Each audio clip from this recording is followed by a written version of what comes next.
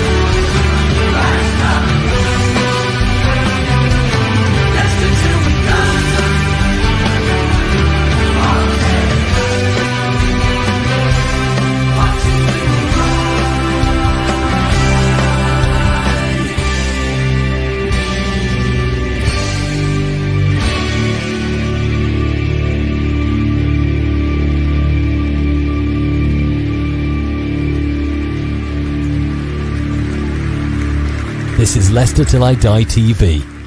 Watch and subscribe on YouTube and listen on your podcast platform. Hello, good morning to you. It is morning and pleased to welcome our guest this morning, Kieran Maguire. As you can see there from the Price is Football podcast, knows everything about anything when it comes to finance on football. Good morning, Kieran. How are you doing? I'm rock and rolling, Chris. The world of football finance doesn't stop. It is now sort of a 24/7 environment in which it's operating, and there's clubs with Leicester's issues, and we've got also the likes of Morecambe where the wages haven't been paid, Sheffield Wednesday where the wages haven't been paid, Yes. It's interesting times. Not necessarily good times, though. No. If it was good times, we'd probably never speak to you. Exactly. I'm a Grim Reaper of podcasts.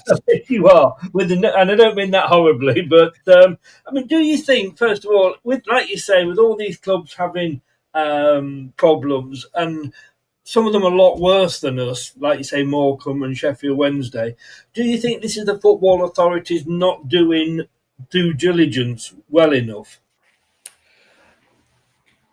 Partially. I think all clubs are being subsidised by owners, or almost all clubs are being subsidised by owners. So if there's a change in the owner's circumstances, as we've probably seen at Sheffield Wednesday, where the owner, I think, has run out of money, and nobody was quite sure where he was getting his money from in the first place, and that has caused issues. Or you've got rogue owners. In my opinion, the owner of Morecambe Football Club, who was also the owner of Worcester Warriors Rugby Club, which has gone into liquidation, isn't good for football. And I'll say no more than that for litigation reasons. So could the football authorities do more?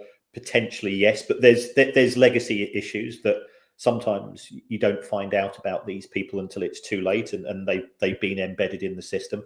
So although we have a football regulator coming into the game, and I think we'll potentially have royal assent for that before the end of this month, right?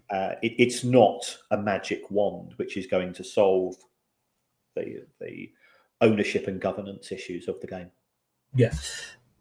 I didn't realise until they brought the figures out recently, or I only saw them recently, for how much each Premier League team won last year. And I say won very loosely because, of course, how can you win when you actually lose by getting relegated? And I've called it the price of failure because basically that's what it is.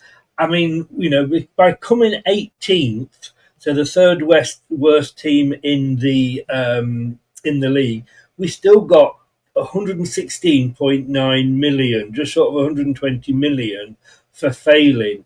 I've said this so many times. We as fans want to be in the Premier League because it's the place to be. The club want to be in the Premier League, but for obviously different reasons, because when you compare that to the money you get in the EFL, which we'll come on to, it's a huge divide, isn't it? It is, but if you take a look at Leicester City's accounts for their final 2 seasons in the Premier League, they lost £92 million in 2022, £90 million in 2023. So even participation in the Premier League is not a cure-all. No. And I think there's a misconception there. We have this very smug saying in the world of finance: revenue is vanity and profit is sanity. And the issue with football is that all of the focus is on the vanity number, which is the money that's brought in by clubs through the TV deals, through the sponsorship deals, through the enhanced match, ticket prices and so on. Mm-hmm. What we ignore is cost control. And the fact that Leicester City were relegated in 22-23, and for every £100 that they brought in that season, they spent 116 on wages. And I think that's the highest in Premier League history. Yeah. And that's a trophy that you don't want. Because if I was running a pub, got a lot of those last season, believe you me. Yeah. If I was running a pub, or if you were running a pub, and we were paying out £115 in wages for every £100 we sold in beer, we just closed the pub down. Yes. So, but football is different. Football, because it's a trophy asset industry, is very different to everything else. But it's only sustainable. People say to me, it's not sustainable. It's only sustainable if owners continue to be willing to provide that funding. And if their circumstances change, and I think there are question marks over the owners of Leicester City at present, yes, or if they just say, sod this for a game of soldiers, I've had enough, as we saw happen at Derby County, and the owner just said, I've put in the thick end of £200 million, we've not been promoted to the Premier League, throwing the toys out of the pram, sticks the club into administration, somebody else's problem. The interesting thing with Leicester, as you say, is that King Power, which is obviously, it's been, we've seen it in the news. It's got its own financial problems, which, look, we know COVID knocked a lot of companies, but when you're in the tourist business, it was almost fatal. But when you look at the ownership of the club, King Power themselves actually don't own us. It's the family, Top's family, and I'm not going to attempt to pronounce the surname. I'll make a hash of it. But, the whole 100% of the ownership is by the family. But obviously King Power do support us financially, as in sponsorship and the thing and what have you. Do you think there's something to be said for, like if we're at work, a lot of places when you have appraisals, they have those every year. See how good you're doing, how well your work is, other things you need to discuss, things you need to improve, things you're good at. Could that be done with football clubs? Revisit every year and see how the owners are doing?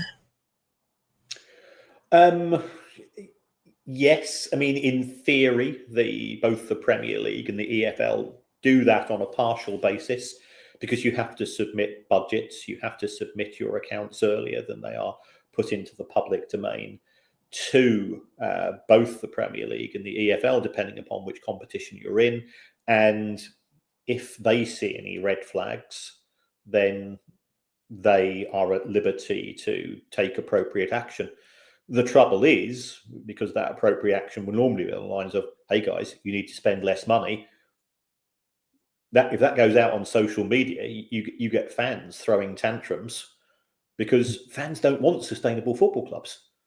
They want football clubs which are treated as trophy assets and effectively glorified hobbies by the owners, and living on a traditional basis and unsustainable means, because that way you get these shiny new baubles in the shape of more expensive, and people normally assume that more expensive is better players.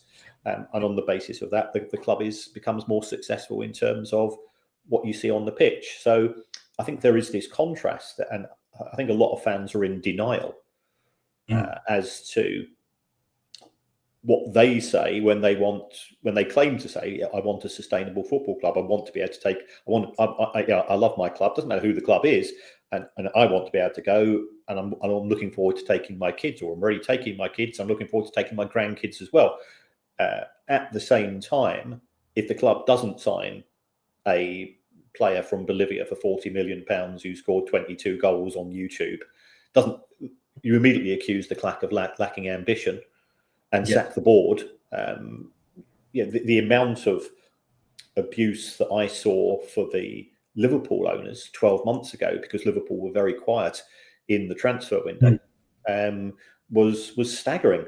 And I don't think Liverpool were too bad at 24-25 between you and me. Just keeping that one up. I'd have settled to be 1 point behind them. Yes, no, indeed. But when you look at the Premier League and when you look at the EFL, they are two different beasts. They are operated differently. The Premier League offers prize money, as we just said, depending where the club finishes. Correct me if I'm wrong here, because I've only just got this off the internet, and you know what the internet's like. But I believe that for the English Football League, clubs are pooled, with clubs receiving a set amount per season.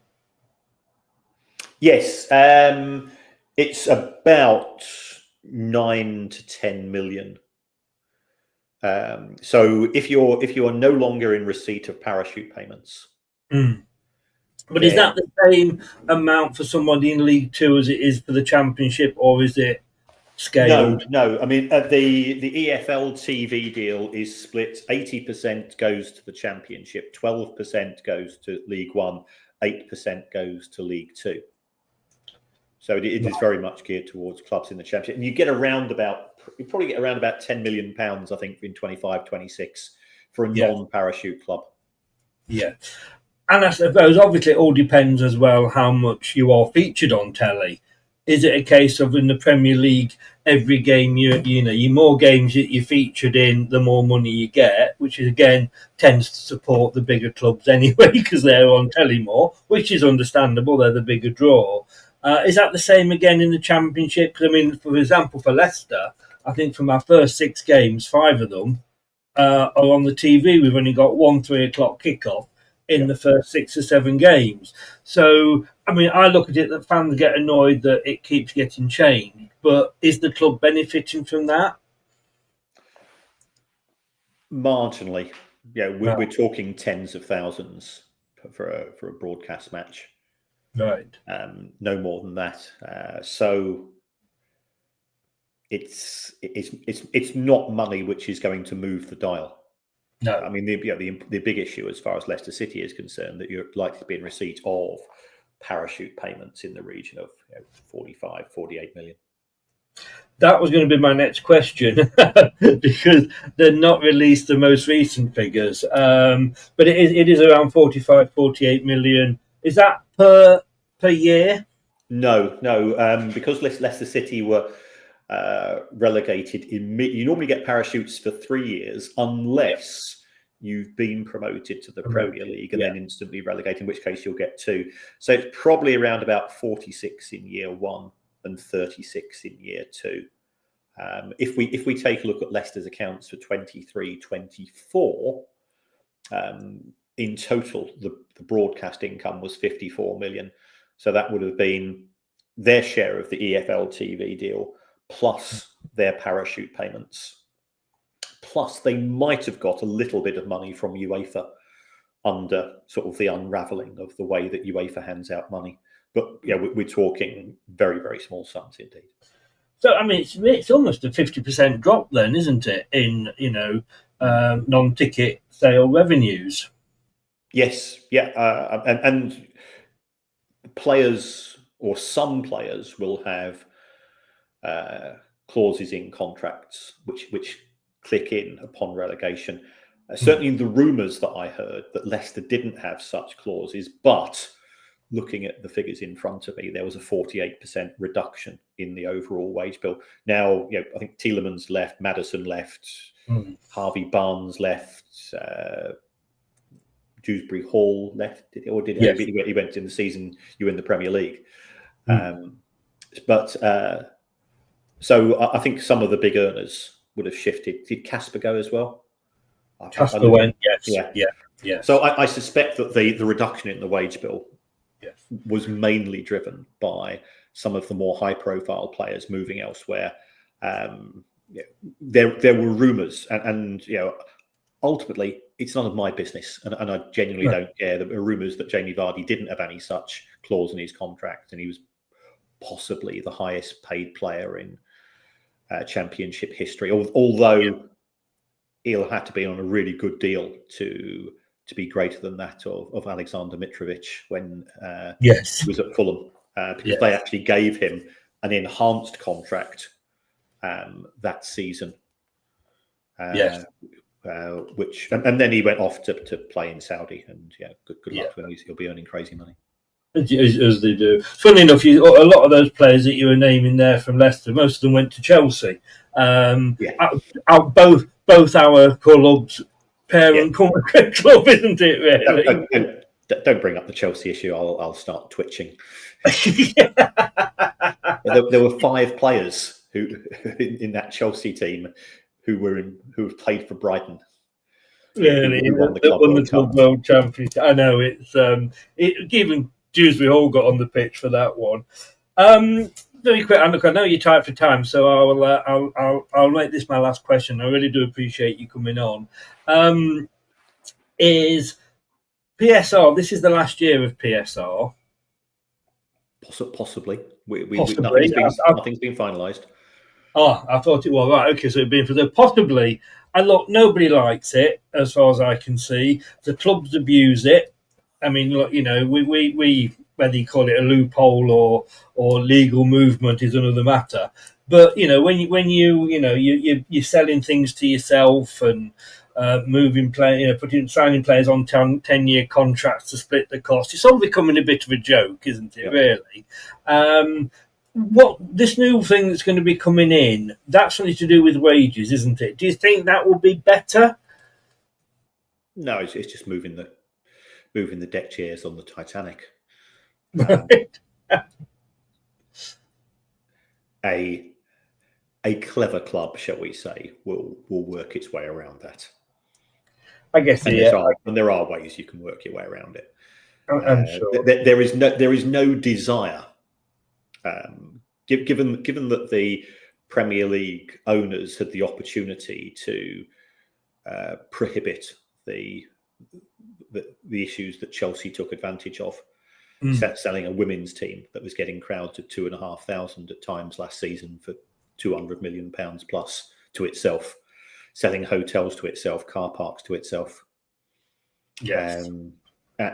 The Premier League had the opportunity to outlaw that, and they couldn't get the 14 votes to push it through. Everybody wants to get out of jail free card, so I expect the next iteration of the rules to be just as insipid as they are presently. Do you remember when football was just about kicking a ball round? I've fallen out of love with football because of all the nonsense I have to do. It's really depressing. There's far too much attention on it, Chris. Far too much attention on it. I think I said to you before, I watch ITV 4 for the big match revisited. Yeah. And it takes you back, and you're thinking like, I know you can't compare one player from one period with a player of another period, but how many of today's players could do the skills that they show now on basically mud baths? You know what I mean? It is, And finally, it's rumoured that it's going to be 9 points. I don't know if you know or have heard anything on that. Is it about time, as myself and a lot of fans are saying to Leicester, just take the hit, pay whatever they're going to give, stop fighting it, because it will still come back and bite you on the bum. If it's 9 points, it's 9 points. It's not the end of the world in the Championship.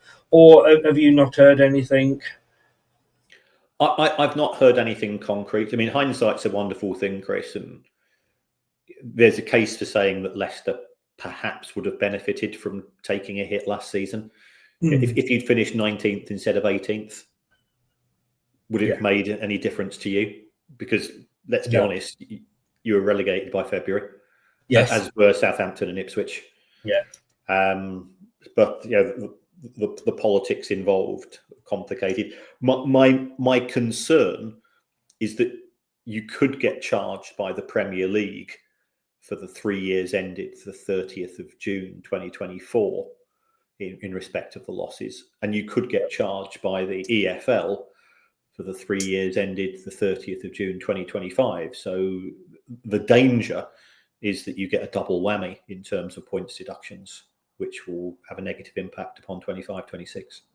And that's and I am the Grim Reaper there, and I'm conscious of what I just said.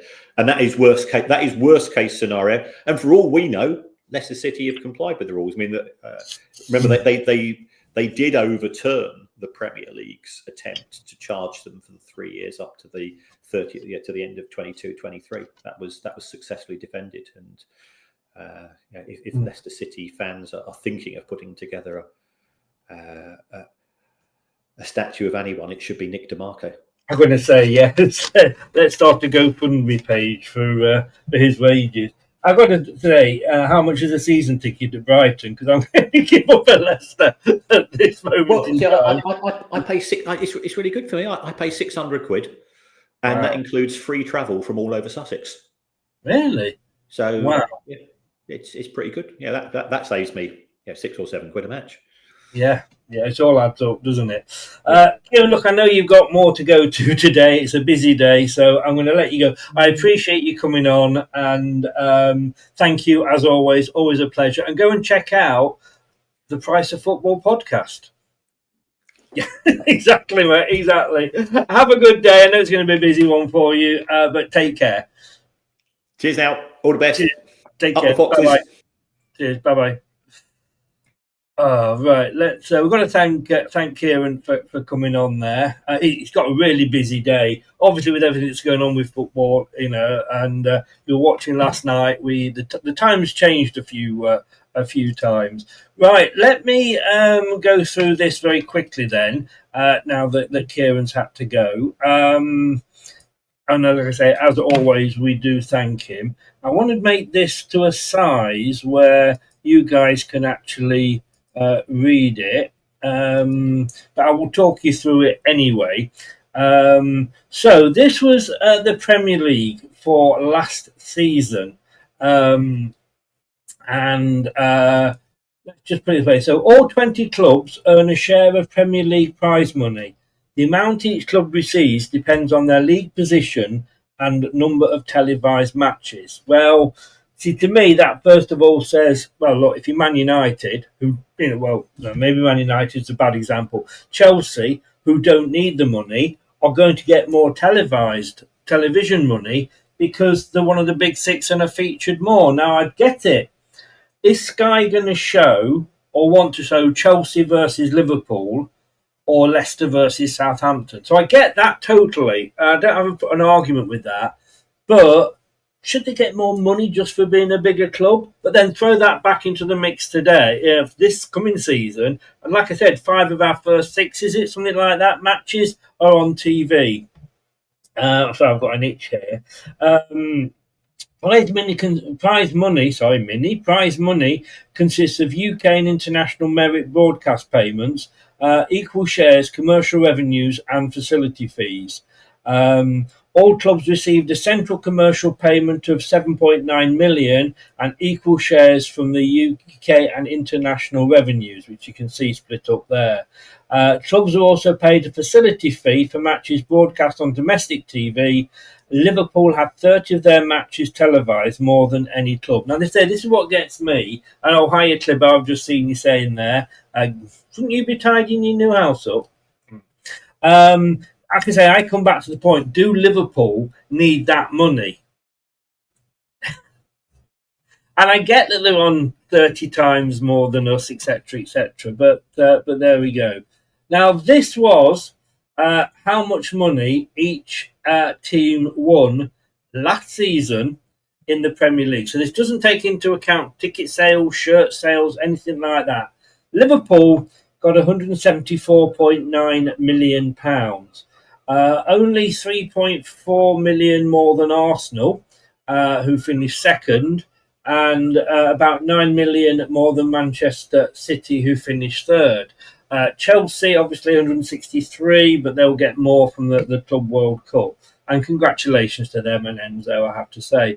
Now, by finishing third from bottom, so 18th, we got £116.9 million last year. So the old knees are preventing me today. Would have had you on. So Leicester, 5.8 million more than Ipswich, and another 2 million on top of that more than Southampton. But quite a gap between us and Tottenham, as you can see. Now, when you look at that, 116 million for what basically is failure.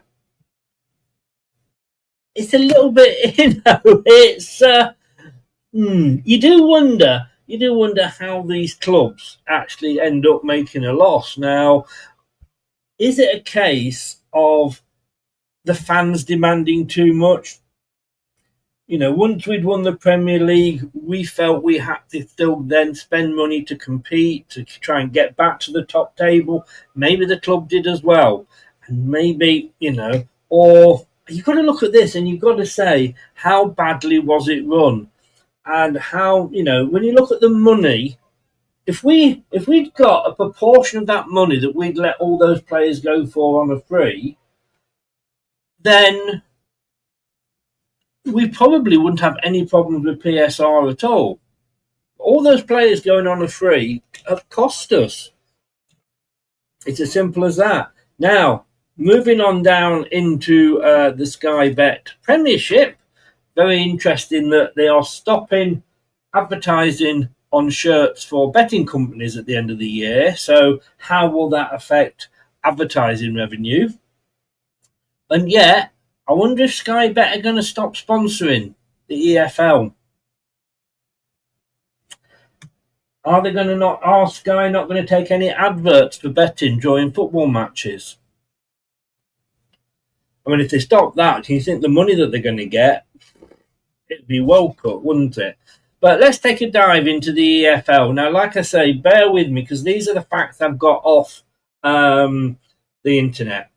Revenues for English Football League clubs are pulled, as we said there, with clubs receiving a set amount per season. So, like Kieran said, 80% for the Championship, 12 for League One, 8 for League Two. But basically, all 24 teams will have a share of that 80%. So if you finish first, you get the same money as the team that finished 24th. Makes you think, doesn't it? Makes you think. If they did that in the Premier League, would we all be better off? Winning should be about wanting to win. Money, yes, of course, comes into it, but does make you think, why not do that in the Premier League? Whoever wins it gets the same amount as anybody who gets relegated. The Premier League operates, as we've said, slightly differently as it offers prize money depending on the club's finishing position. The team winning the playoff final, this is interesting, can win more money than the team winning the Championship. Wow. Yes, you're right there, Derek. And I think it's also allowing contracts to run out. It's a huge financial loss, as you say, but I think it's also a huge sign of bad management. But yeah, I suppose the team winning the playoff, look, you get another 2 huge semi-finals and then a huge final at Wembley. But I think this, and of course you get the prize money as well. So you actually get prize money for winning the playoff final. You don't get prize money for, and it's mad. I tell you, mad. Here we go then. For the 24-25 season, clubs in the Championship received just below 11 million. This figure included a basic award amount 50% and solidarity payments 50% from the Premier League. So the Premier League does kind of support the lower leagues in a way. However, clubs who have been relegated from the Premier League within the last 3 years are not entitled to solidarity payments, meaning they will receive roughly half that 11 million figure from the EFL. And that is because, obviously, it's because of parachute payments. Interesting what Kieran was saying, 46 million for the first year, 36 for the second, and however much. We only, obviously, once you go back up, that money is then split, presumed, between anybody that doesn't go straight back up. And I suppose if all three go back up, maybe it just goes into the EFL coffers. Who knows? Who knows? Now, let's have a look at this. The 2024. Did I just read this one out? I'm not sure of this one. I've copied and pasted twice here. Yeah, so ignore the top. Ignore this slide. It's come up twice. So, again, when people are moaning because... here we go. Leicester City got approximately 54.2 million from TV rights. This was for the season when we were in the Championship. So not last season, the season before. We got 54.2 million from TV rights as we were featured on TV more than any other team that year. Again, look at Liverpool. When you're looking at Leicester, whether it will be the same this year, although it's looking that way, ex-Premier League champions, ex-FA Cup winners in the Championship, they're going to want to film us, and put us on telly more. Will that be the same this year? I don't think we'll be on the telly as much, although obviously things look at that and you look at that and go, yeah, but you're saying that, Chris, when we've got the first, 5 of the 6 of our first games are on TV. Depends how well we do. It depends how well we do. I think Ipswich and Southampton will possibly do better than us. So I think Ipswich will definitely be on TV more. Each season, the Premier League makes payments to clubs relegated to the EFL Championship. These sums last up to 3 years, as we said, parachute payments. And in 2021, relegated clubs received 233 million, an average of 33 million per club. Should a side gain promotion back to the Premier League within 3 years, the parachute payments are stopped, as they will benefit from the riches of the Premier League once more. Clubs relegated from the Championship receive 11.1% of the basic award payment, which is 3.2 million, to the Championship, those Championship clubs for one season. It's a huge price of failure, isn't it? Now, I know Kieran was saying that we hadn't got relegation clauses in the players' contracts. I'd heard that we had now, that we weren't going to get caught out like that again. How true that is, I don't know, but I'm guessing that's only going to apply to the more recently signed players. Look, Vardy going will obviously help us financially when it comes to PSR. Whether that was part of his thinking, I don't know. But is it just me, or is anybody else kind of peed off that we're talking, as Kieran said, we're falling out of love with football because it's all down to money, money, money. And yes, it's always been money. I was watching a clip the other day from the film about Brian Clough at Leeds, the Damned United. And he was having an argument with the then owner of Derby County over him buying players without his permission. And like he said, it's my, as the owner said, it's my club. I decide, who we're getting in. There was a little bit even back then, but I think now we are just literally, it's just all about money. Now, maybe the youngsters that are growing up and coming into the game, like I said, generally, politics changes, everything changes. People's thoughts on immigration, my thoughts are different to my son's, and then my sons will be different to his children when they're older. So things do move on. So maybe youngsters these days like the way that football is run these days. Armchair, it is a business now. It's not a game. And a lot of things are decided by, men in suits sat round a table rather than what happens on the football pitch. It's wrong, but then we're supposed to be doing all this to avoid any clubs going out of business, but you are still getting clubs in trouble. Sheffield Wednesday, Morecambe, as he said, recently Bury. If all these things were so brilliant, that wouldn't be happening. What's the answer? God knows. we'll still be talking about this in 10 years' time when I'm old and grey. I'm just old at the moment. The grey's breaking through. Do we overspend again to get promoted? I think we've got to bite the bullet now, Armchair. I really do. I think we've got to say now as a club, look, let's come to an agreement, because I'm getting fed up with this every season. Are we going to get points deducted? Are we not going to get points deducted? Nick DeMarco, like he said, like Kieran said, we should be paying his wages. We should have a statue built for him. But it's still come back now because it's a 3-year rolling thing. So, yes, we got out of it that year. Whether you call it a loophole or some people say there's no loopholes in rules and law, there's just badly written rules and law. They've closed that loophole now. So we can't get away with it again. I just want it over. I'm just fed up. If they come to us and say, here's a 9 points deduction, and then that's it. Because hopefully by then we're back on track because we've made the cuts necessary over that last year. I'd say take the 9 points, and let's get on with it. 9 points, if Ipswich lose the opening game, they're playing Birmingham. I think they're then playing Sheffield United. They lose those two and we win our first 2 games. We're only 3 points behind them. So let's just please stop.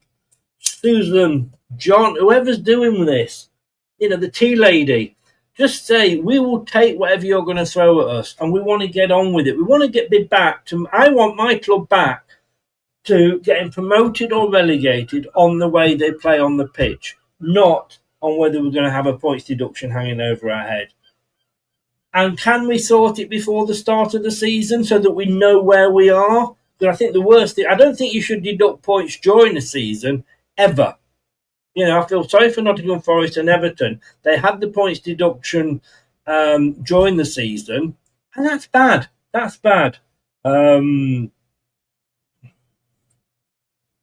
I could accept the deduction if something happens to the teams that officials can't afford to take on. And look, I just want it over. Leicester top. If you're watching this and he tunes into all my shows, not. But please, if somebody from Leicester is watching this, go up and knock on Top's door, send him a email, whatever, and just say bloody accept it and let's move on. Guys, thank you very much. I may or may not be back before tomorrow evening. If not, I will be back tomorrow evening with the back pages when we'll be rounding up all the Leicester City news of the week and the rumours and gossip as well. Sorry, I've just read it now in bigger words, Armchair. I could accept the deduction if the same happens to the teams that officials can't afford to take on. No, I see where you're coming from. I agree. It should be a level playing field. We know it's not. It's like a 1 in 10 bloody hill, isn't it? But yeah, 8 o'clock tomorrow night with the back pages. Obviously, if something happens between now and then, we'll be back. Catch me 9:30 tonight on Blue Tinted Glasses. It's for the late night show, which is basically 5% football, 95% chatting shit. And why not? It worked all those years for Jamie Vardy. But look, thanks everybody. Don't forget, like, share, and click that notification bell. Thank you if you're listening on your podcast platform. Check it out on TikTok, LTIDTV as well. Not my personal account. I never accept anybody. That's just for me and family. So LTIDTV on TikTok. We're trying to get that to 1,000 so we can do some lives on there as well. Thank you very much all. And I will see you. I'll just say I'll see you soon. I think that probably covers everything, doesn't it? See you soon. Bye-bye. Thanks for watching. These videos are tremendous. You'd better like them too, or I'll be back. This podcast is proud to be part of the TalkSport Fan Network. TalkSport. Powered by fans. That will conclude this evening's entertainment.